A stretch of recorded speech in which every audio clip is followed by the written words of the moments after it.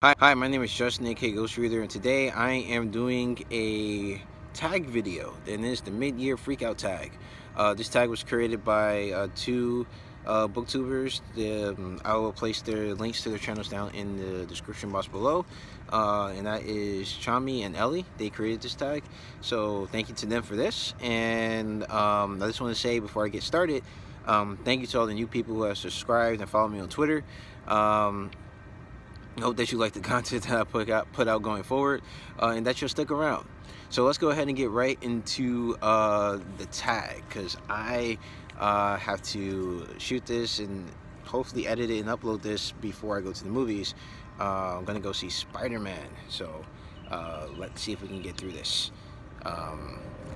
before I have to go see the movie. So the first question is, what is the best book that you read in 2019?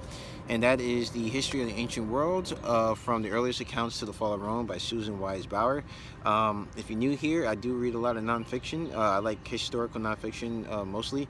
And this book was one of the best nonfiction books I've read this year. And I actually had a really hard time. There's a lot of books out here. I had a really hard time trying to figure out which book I was going to pick for number one. But I picked this one because it covered a lot of ground, and covered it really well, and I learned a lot about civilizations in India, China, the Middle East, around the Mediterranean Ocean, Rome, Greece, Egypt, and it was just really great. Kind of give you like a nice overview, survey of history of this time period, and I just really enjoyed it. I listened to this as an audiobook through Audible, so it was really good.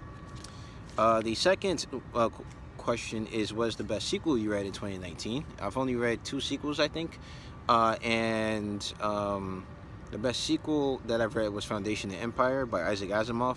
This is part of his Foundation series, and in the Foundation series, basically, you have the Galactic Empire is supposed to fall, and the guy predicts it's supposed to fall, and it's going to be a 30,000 year dark age, but it can be shortened down to 1,000 with the creation of two foundations he proposes, one at either in the galaxy. And basically, in the first book, it shows one foundation as it struggles to find its way forward, with meeting challenges as they come up.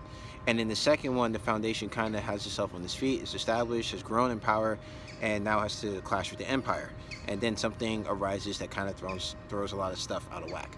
So I really like this sequel. I've already started the third book. I was actually supposed to read this whole series in June. Spoiler alert, I did not. I only got to the first two, and I started reading the third one, the second Foundation. So hopefully I'll get through this whole series before the end of the year. The next question is, most anticipated release of the second half of the year, and that is... No. The third question is, new release you haven't read yet but want to. That is With the Fire on High by Elizabeth Acevedo. I got this signed at BookCon, where I met her, and this book is about a young Afro-Latina teenager who's a single mom, I believe. I forget all the details, but she's really into cooking. I heard there's some magical realism in this book too. So I really like Poet X, and so I thought I'd give this book a shot as well. So this is the one I haven't gotten to yet, but I will be reading soon. Now, my most anticipated read or release for the second half of the year is probably going to be the third book in Arcade Gold series, Beds Are for Flowers. So if you're new to this channel, I have a friend, Arcade Gold. He's part of the BookTube community. He's a writer. I reviewed the first two books in this series, Beds Are for Flowers and Secrets Are for Flowers. I liked the first one a lot. The second one was okay, but it set up the third one really well. And I like where the second one left off, so I'm really hoping that when it comes out, that the third one will be great too. So I'm really looking forward to that book. What was my biggest disappointment of 2019? That will probably have to be Without a Country by Elise Coulin. This was a book I got through Amazon's First Reads program. Like, if you're a Prime member, you get a free book every month. And this was a translated work from Turkish. And basically in this book, it was about a family of Jews who moves to Turkey around the time the Nazis are in power, so they get out the country to escape the Nazis.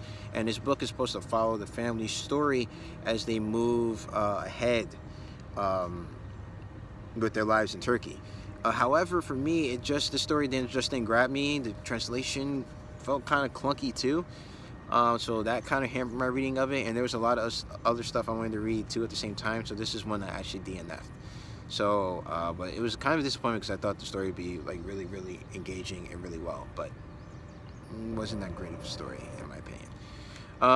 And the next question is, what's your biggest surprise? My biggest surprise was Miracle Creek by Angie Kim. I read this as part of a Discord book club that I'm part of, and this story basically follows the aftermath of this explosion, which happens at this alternative medical clinic that kills 2 people and injures some others that are part of this treatment program, which was in a pressurized vessel, which explodes. And it's about the trial afterwards to determine who was at fault. Was it the owner? Was there someone set the fire? Was it the owner of the place to get insurance money? Was there someone who was receiving the treatment because they were mad at someone else? So, but it was also included a really good discussion about what it's like to be the child of a disabled parent, to be a parent of a disabled child. And I found that discussion really interesting and very eye-opening, and gave me a newfound respect for parents who deal with, parents who parent children with disabilities. It gives me a newfound respect for what they go through, because it's a lot of work, it's draining, but you do it because you love your child no matter what. So I really love that book. So far, that is one of my best reads so far of 2019. My favorite author 2019 is going to be Angie Kim for Miracle Creek. So there's that. And then my newest fictional crush. I really don't have many fictional crushes in books, but if I had to pick one, it would be Zuri Benitez from Pride by Ibi Zobo, and this is basically a retelling of Pride and Prejudice, but set in Harlem and with black people as the main characters.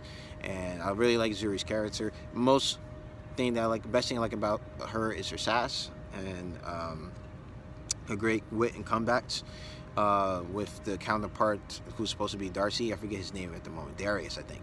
So I really like her character, and that would be my newest crush. Now, my newest favorite character of 2019, if you've read Fix Her Up by Tessa Bailey, you'll get this one. It's Dale. Dale is my newest favorite character of 2019. I don't think anyone's going to top Dale for a while.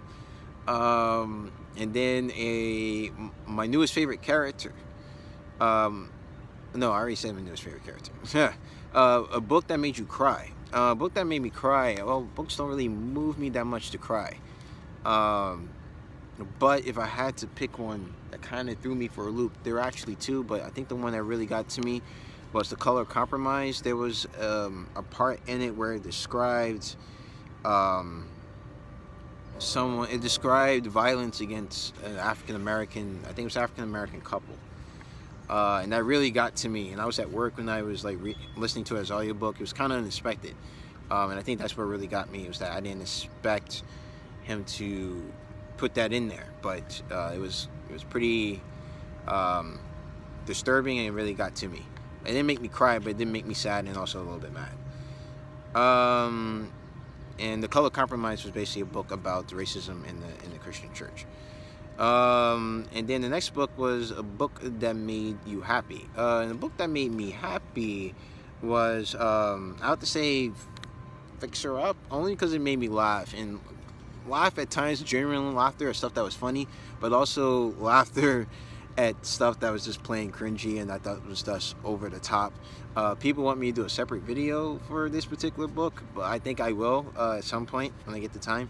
But yeah, this my favorite, probably the one that made me happy because it made me laugh on occasions reading the book. The next question is the most beautiful book that you bought so far this year, and that definitely is With the Fire on High. I don't have the physical copy here with me to show you, but not only is the Just jacket beautiful, but also the when you take the dust jacket off, the book itself is also decorated in many types of different, I think it's fruit, which is very colorful and very appealing to the eye. So definitely that. And then what books do you need to read by the end of the year? And I have quite a few here. If you're new to this channel, generally what I did last year was I had a book that I read for every quarter of the year, and then I don't think I had a yearly read. That's something that I established this year, earlier on in the year. And I've been a failure so far at both of those things, my quarterly reads and my yearly reads. But my quarterly reads, the two that I've done so far, I didn't pick one for this quarter yet. Decline and Fall of the Roman Empire by Edward Gibbons. I'm reading the unabridged version, which is really, really long, but I'm 40% through, so I'm actually doing pretty good with that one. The English and the History, I'm only like 50 pages in, and that is after attempting to read this book for well over a year. Tale of Three Kingdoms, I'm maybe like 20 pages in, but I think I'm going to have to start over because it's been a while since I picked it up, and yeah, I'm definitely starting over on that one. And then there is The First Man of Rome, which I'm actually about 300 pages in of an 800-page book, so I got a ways to go on that one. I haven't picked up any of these books in a while, so, and I still have to pick like a quarterly read to read too. So, and I think altogether that is probably a good 4,000 pages I need to read. Well, in total, I probably need more like 3,000 now with what I read so far. So I got my work cut out for me. But that is the end of this video. I hope that you enjoy my answers. I hope that if you have a booktube channel and you want to do this tag, that you do so. And even if you do or you don't, let me know down in the comment section below what has been your favorite read so far in 2019 and what has been your least favorite read in 2019. So I would like to thank everyone for watching. If you like this video, please hit the like button. If you want to see more videos from me, please subscribe. You can follow me on Twitter at GhostReads28 and also on Twitter. The link is down in the description box below. So as always, keep reading.